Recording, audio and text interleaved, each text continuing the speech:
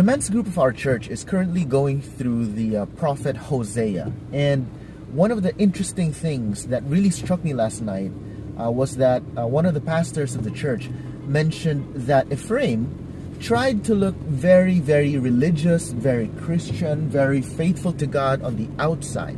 But inwardly, they made deals and alliances with countries that God did not want them to ally themselves with. And so they ended up becoming very idolatrous. They were worshiping other gods. They were doing all these compromises. And they ended up having a syncretistic religion or syncretistic way of worship, which is not really godly worship. It is ungodly, sinful worship. It's when you compromise. And I thought more about that, just the level of fakeness of things. And then early this morning, I got a news feed about this person. I'm not going to name any names, but there's this person who posted a two pictures on the left and on the right, and said, beware this guy or this girl or whoever this person is, who is a scammer, because this person just keeps asking money from Christians, and the profile is very, very Christian. The profile has so many of these reformed theologians, but then they get money from other Christians who take pity on them because of their victim story, right? So it's very possible to fake our profession of faith, to fake our faith. And it got me thinking, and this isn't just common in the Christian world, it's common everywhere. But let me go to the others first, and then I'll go to the Christian world. If you're, for example, a doctor, your circle of friends would probably be med students, doctors, nurses, colleagues, everyone in the medical field. And because of social media and Facebook and all the globalization of our world, the world just got so much smaller, and so people from the same industry can really talk, and people will get to know what's what and who's who of that industry. And so there's a temptation for doctors to want to be known by their fellow doctors as a really, really good doctor, like one of the best, the top of the top, cream of the crop, things like that. Same thing, if you're a lawyer, you want to get known by your other lawyers and colleagues as this really, really good lawyer, etc. And there's always a temptation for doctors to want, or for anybody for that matter, you can be a doctor, a lawyer, an engineer, an architect, whatever profession you have, to be known by your colleagues and peers as really, really good, but you're not really that good. And it can be very, very real for Christians as well. If you're a Christian, especially because of social media, many people who don't deserve platforms, who should not have platforms, are given platforms just because they have a Facebook account, just because they post stuff and they're consistent in posting stuff, they become viral, and then suddenly they are these opinionated bloggers, vloggers. And I know that's ironic because I'm posting this as well on social media, but that's the thing, I don't really have that much of a following, and I don't really care. But for those who do care, a lot of things happen in the heart.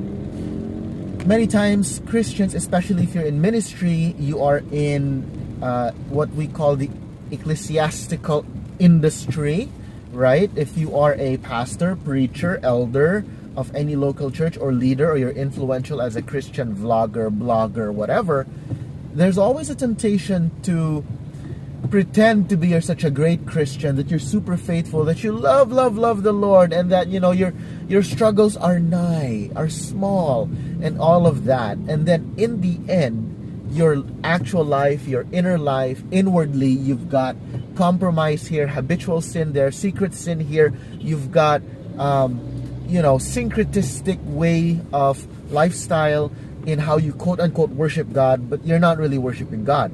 You're using God as a platform for, applause, for the ego boost, for people to think you're so great, for your name to go viral. And that's ironic because viral isn't supposedly a positive thing.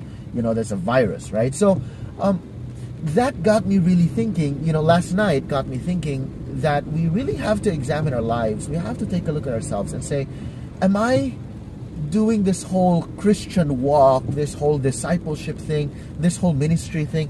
Am I doing it because I love the Lord Jesus and because I want to overflow from my heart, this love I have for God, I want it to overflow to others? Or do I really love just the applause, the praises, the glory, the credit, and then pretend to be humble and pretend that I love God, but then I just use God for all the ego trips in the world.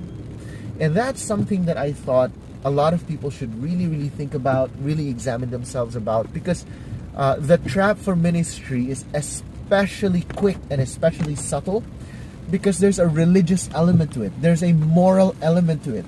You can be a great doctor while being a really jerky or a-holic kind of person. You can be an amazing lawyer while at the same time being inconsiderate, insensitive, and prideful.